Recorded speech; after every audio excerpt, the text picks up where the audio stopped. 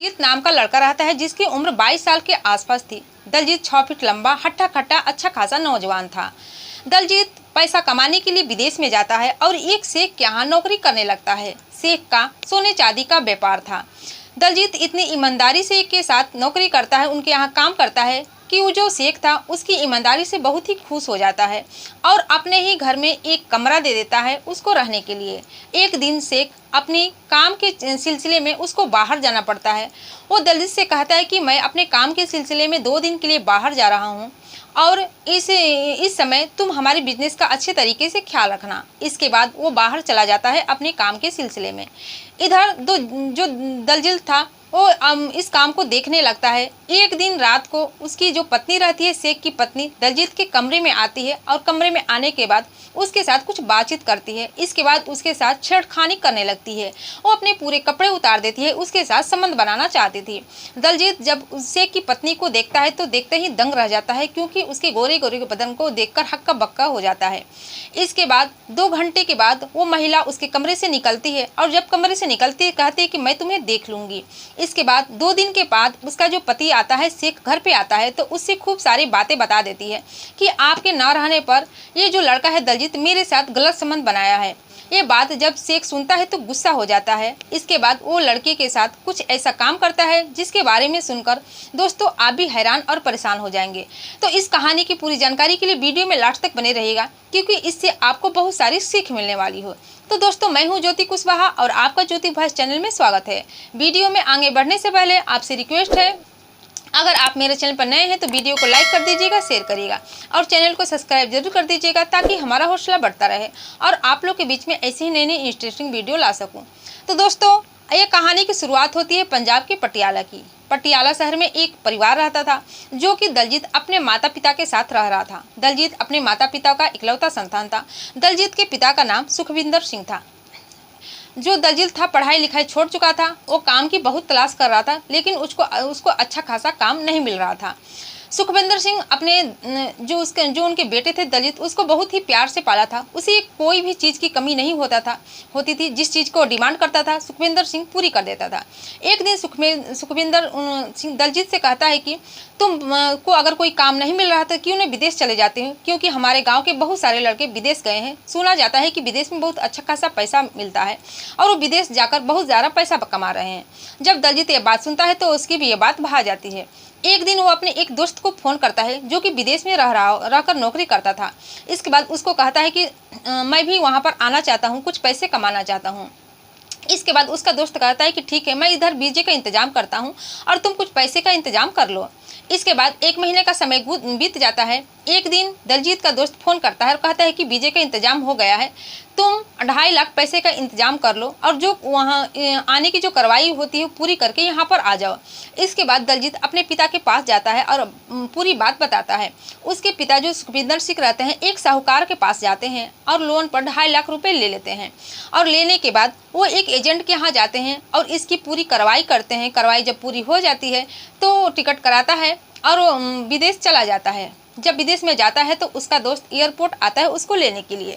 इसके बाद पहला दिन तो उसका दोस्त दलजीत को अपने घर ले जाता है और उसको खाना वगैरह खिला पिला कर सुला देता है। इसके बाद जब सुबह होती है तो वो दलजीत को लेकर एक शेख के घर जाता है। जब शेख के घर जाता है तो उससे कहता है कि इनको काम की ज़रूरत है, इनको यहाँ पर काम करना है। शेख दलजीत को रख लेता है और रखने से पहले कहता है कि क्या तुम काम अच्छे तरीके से कर लोगे? तुमको यहाँ जब काम करना है तो अच्छे तरीके से करना है। अगर कोई धोखाधड़ी हुई, कुछ बात हुई, कुछ गलत काम हुआ, तुम तो जानते हो कि यहाँ सजा तुरंत मौत हो जाती है। इसके बाद दलजीत तैयार हो जाता है काम करने के लिए। उस शेख का सोने चांदी का बहुत ही बड़ा व्यापार था।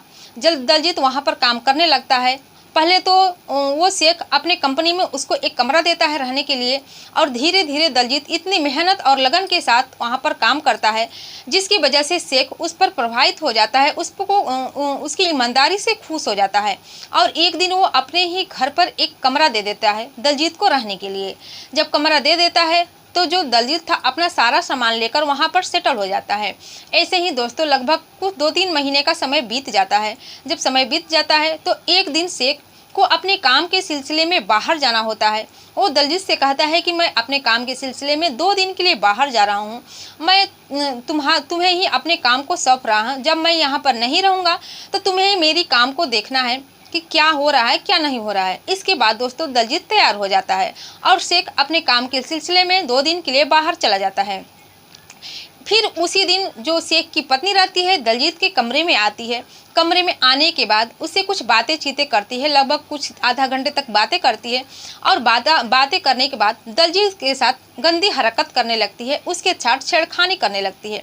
दलजीत मना करता है क्योंकि जो उसके माता पिता थे पहले ही उसको समझा दिए थे कि बेटा वहाँ पर गए हो तो अच्छे से काम करना, कोई बुरी काम नहीं करना, नहीं तो तुम तो जानते हैं कि वहाँ की जो कानून व्यवस्था है कितनी सख्त है, वहाँ पर तुरंत मौत की सज़ा मिलती है।